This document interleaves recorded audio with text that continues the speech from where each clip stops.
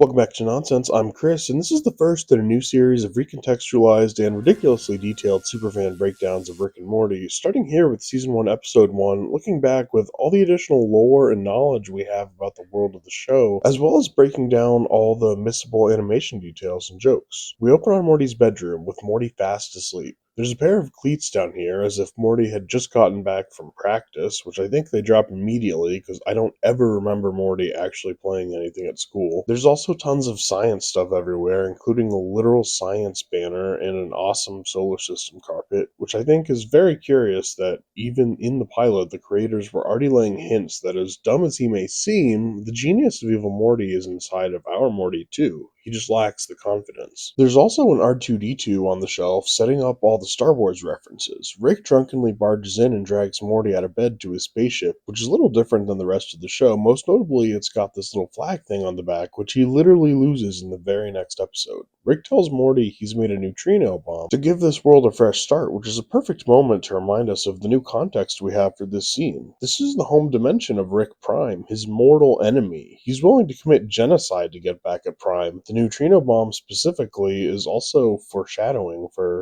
You guys hit the baskets. I'll disarm the drunkenly improvised neutrino bomb. There's a 40% chance it's a dud, but you should still stay back. And another reminder that despite his outward appearance, Morty is very capable. He literally disarmed this crazy device Rick made alone in the middle of nowhere. Neutrino bomb armed.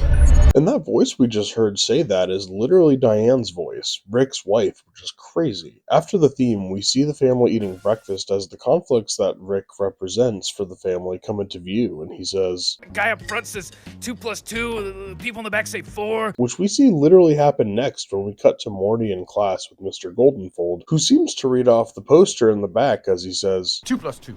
Jessica. which sets up Morty's ongoing obsession with redheads. What we don't know yet is that it's a predilection Rick also suffers from. And I want the entire field of your largest stadium covered end to end with naked redheads. On Rick's way out of breakfast, he says, This was a good breakfast, Beth. You really made the crap out of those eggs. I wish your mother was here to eat them. Oh, Dad. What? which obviously is crazy to realize that he's genuinely sorry for Beth and he himself misses Diane, since we know now that she died by her own husband's hand. Prime just deleted her across the multiverse. At school, though, they take a hilarious math test for freshmen, including 2 of the same question, and it says to show their work, which would be impossible for this simple of a math problem. Morty falls asleep at his desk and dreams of numbers, and Jessica and the animators did include a 69 in the background. When we cut back to the real world, we see the kid with the blue Bart Simpson on his shirt. Rick saves Morty from a bully, but also traumatizes Summer, who has to watch the murder happen with no one to blame. We cut to Beth's horse hospital, and they do a great joke between scenes by setting up this horse putting up a fight in the opening here,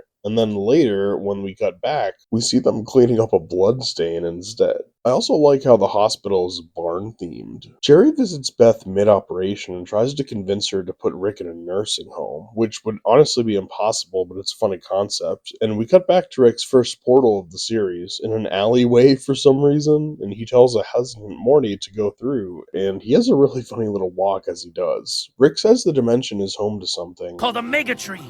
And there's fruit in those trees, and there's seeds in those fruits. which we actually now know are important to all Ricks, since later in Season 3, Episode 7, we see they farm it on the Citadel.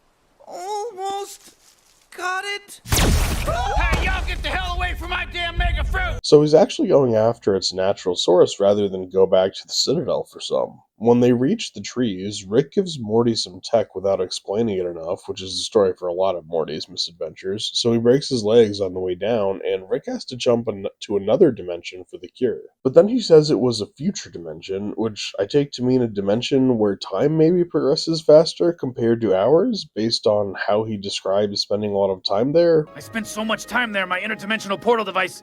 It's got no charge left, Morty. It's got no charge left. What? Which we do see dimensions like this in the series, but it is weird. Anyways, Rick tells Morty to take the seeds and hide them up his 14-year-old keister, since they're going to have to go through interdimensional customs, which is run by the Federation. And this is the clearest molestation joke I think the show has ever done. And your anal cavity is still taut yet malleable. Referencing the original sketch idea of the show, which was literally just that Doc was molesting Marty. Meanwhile, Morty's principal calls them to the school since Morty is once again absent, and we see Summer mourning her dead crush that Rick murdered. At Interdimensional Customs, we can see the outlines of a giraffe and what looks like an elephant with something riding it. The bathrooms Morty comes out of are kind of funny too, with a four-legged one, a two-legged, four-armed one, and a two-headed one. As he walks out, one of the aliens in the background is the innocent civilian Morty kills later in the episode. This guy looks like your classic alien greys, and we see these guys dozens of times throughout the series, but with varying color schemes. And you'll recognize this guy as someone whose planet got destroyed during Get Swifty. Once Morty's in line, Rick delivers what is definitely the best line of the episode. I don't like being told where to go and what to do. I consider it a violation. Did you get those seeds all the way up your butt? They get caught with the seeds at the security scan though, so they run past it as alarms flare. They reuse these aliens from earlier. You just feel the savings. While Morty coughs up the hookah guy, we see some sneaky nudity. This alien lady has 3 eyes and 1 fully visible boob. Then they run past this alien passport station with ads for some kind of tentacle soda. They use the gravity boots to escape a dead end, and then reuse these guys again, before they finally reach the portal room, which is currently blue, the most common portal color across the multiverse based on my portal count from the Rick Prime finale episode, which makes sense for the government, and that government-created portal tech would be the most common. Rick makes Morty keep the security forces at bay though, and Morty gets his first several combat kills and 1 civilian murder that I pointed out earlier. Rick manages to turn the portal green, which is interesting and makes me wonder whether they are choosing blue for some reason or if they just don't fully understand their own tech yet. They escape through the portal though and into Morty's high school cafeteria, immediately running into Beth and Jerry, who are furious and decide to kick Rick out. And this is interesting because he actually seems to care, which at this point, before Rick has been to therapy, I'd say he only cares because it's Rick Prime's universe. Because otherwise, he could just jump dimensions and not care. But he wants to stay in the hopes that Prime returns one day, or that he actually drunkenly winds up destroying the planet like he does later on. We also see the time travel box for the first time, and we know now from the Rick and Morty comic that this is actually a trap for alien species seeking his time travel tech, and it actually just blows them up when they try to use it. Jerry also establishes that Morty has some sort of learning disability, which we actually know Rick is autistic too. Is this game popular with autistic people? Why would you say something like that? Because I'm starting to love it. So maybe that's part of why he allows himself to connect to Morty. He tricks Beth and Jerry into staying though by allowing the Megaseeds to dissolve up Morty's butt and grants him temporary superintelligence, impressing the parents enough to leave before Morty collapses and Rick does his iconic bit. Rick and Morty forever and forever 100 years. Rick and Morty some things. There's no post-credit scene as it's the pilot, but it's a really strong start to a show that somehow only manages to get better as it goes on. That's all for the Superfan Breakdown, but episode 2 is already scheduled to come out Tuesday at noon, and I'm going to be releasing these every Tuesday and Friday at noon. I'll still be releasing other things outside of that schedule, but you can count on every Tuesday and Friday I will have a new Rick and Morty episode breakdown up. So make sure to subscribe and share your theories and details you notice in the comments below, and I'll see you in the next video.